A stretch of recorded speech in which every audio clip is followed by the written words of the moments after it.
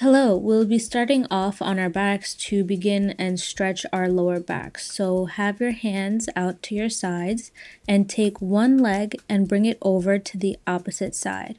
As you're doing this, try to make sure to keep your shoulders down as much as possible and repeat as many times as necessary.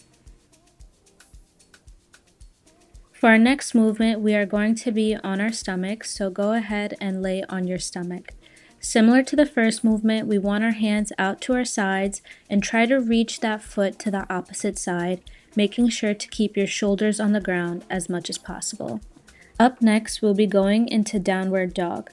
From this position, you will alternate the knees that you bend. You should feel a stretch in your hamstrings as well as your glutes.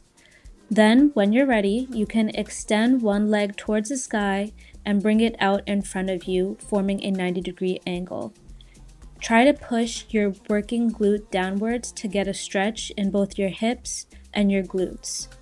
If it is available to you, you can lean forward, but if not, it is totally okay to stay in the upright position. Try to really get a stretch in your glutes and hips. Once you're ready, you can go ahead and do the same thing on the other side. So extend your leg, bend it forward, and stretch. Try to push that glute down towards the ground.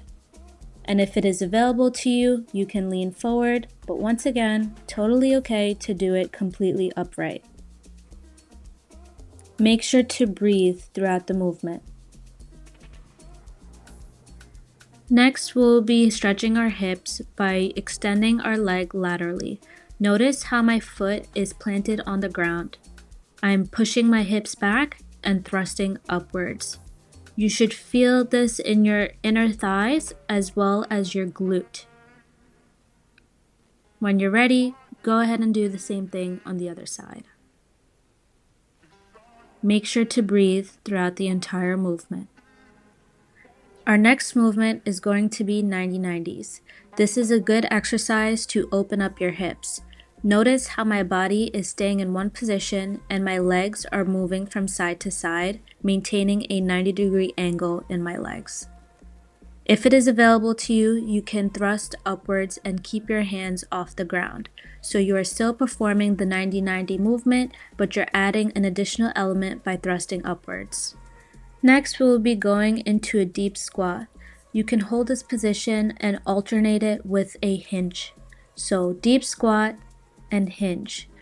This should be opening up your hips, and when you hinge, you should really feel it along your backside, in your glutes and your hamstrings. If you can try to push your knees out and activate your abductors or your outer glute muscles. From this position, you can open up your spine by placing one hand on the ground and reaching the opposite hand towards the sky. Make sure your gaze follows the hand that is moving upwards. From the deep squat position, we can strengthen our ankles by raising our heels up and down. You can hold at the top and it should feel as though you're wearing a high heel shoe. This next exercise will help us with our hips and our hamstrings. So go ahead and lean forward and then push your hips back and point your toes towards your body. You should feel a deep stretch in your hamstrings on the way back and a good stretch in your hips on the way forward. Repeat as many times as necessary. Then you can go ahead and do the same thing on the other side.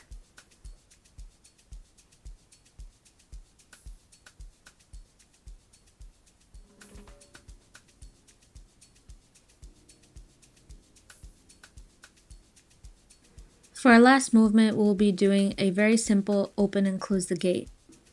Bend your knee upwards and bring it up and around, and simply reverse the movement.